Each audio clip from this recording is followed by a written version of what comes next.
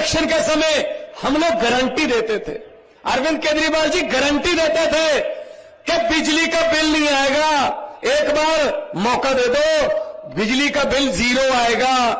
देखो गारंटी थी, तो विपक्ष वाले कहते थे पैसा कहां से आएगा, हमने उनको बताया नहीं, लेकिन आज हम बता देते हैं पैसा उन्हीं में से आ रहा है, क्योंकि उन्होंने बहुत लूटा हुआ है, बहुत कमाया हुआ है। हमने वो लीकेज बंद कर दी, पैसा खजाने में आ रहा है।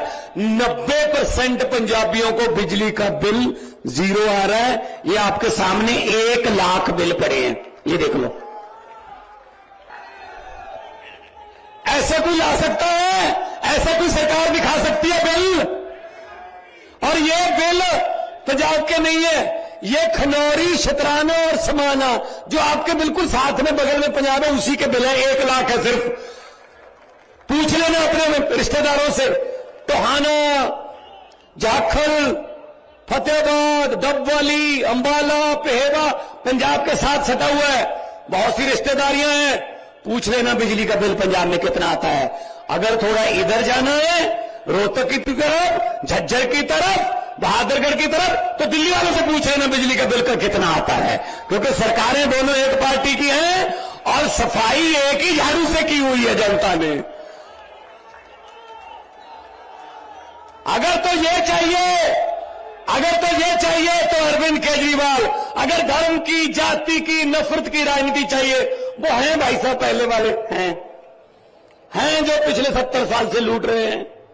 मेरी 5 मांगे हैं, जो इस देश के लोगों की मांगे हैं, 140 करोड़ लोगों की मांग है। आप मेरी 5 मांग पूरी कर दो, मैं राजनीति छोड़ दूं। मैं यहाँ सत्ता के लिए नहीं आया, मैं यहाँ पैसे कमाने नहीं आया, मैं मंत्री, मुख्यमंत्री बनने नहीं आया। 140 करोड़ लोगों की तरफ से आज मैं मांग करता हूँ। पहली मांग, इस देश की शिक्षा व्यवस्था ठीक कर दो, सबके लिए समान शिक्षा का इंतजाम कर दो, चाहे राजा हो, चाहे रंक हो, चाहे अमीर हो, चाहे गरीब हो, सबको अच्छी शिक्षा मिलनी चाहिए। ये इंतजाम कर दो पूरे देश के अंदर। केजरीवाल राजनीति छोड़ दो। दूसरी मांग, पूरे देश के अंदर सबके लिए अच्छा इलाज का इंतजाम कर दो, चाहे अमीर हो, चाहे गरीब हो, सबको अच्छा इलाज मिलना चाहिए, सबको फ्री का इलाज मिलना चाहिए, जैसे दिल्ली में करके दिखाया हम। पूरे देश में हर गांव में मोहल्ला क्लिनिक खोल दो, सारे सरकारी अस्पतालों को शानदार बना दो। दिल्ली में बनाया, पंजाब में कर रहे हैं अभी। सारे देश के अंदर अस्पताल ठीक कर दो, सबका इलाज मुफ्त कर दो, केजरीवाल राजनीति छोड़ देगा। तीसरी मांग, आज महंगाई का इतना बुरा हाल हो गया, इतना बुरा हाल हो गया, महंगाई से घर चलाना मुश्किल हो रहा है। बहुत सारे ऐसे परिवार है 6,000, 10,000 रुपए मुश्किल से लेके आते हैं, 3,000 रुपए बिजली का बिल आ जाता है, 2-2,500 रुपए बच्चों की पढ़ाई पे खर्च हो जाता है, गैस के सिलेंडर पे खर्च हो जाता है, उसके बाद पैसा बचता ही खाए, रोटी कहाँ से खाए आदमी, अपने परिवार को कैसे पाले। महंगाई कम कर दो,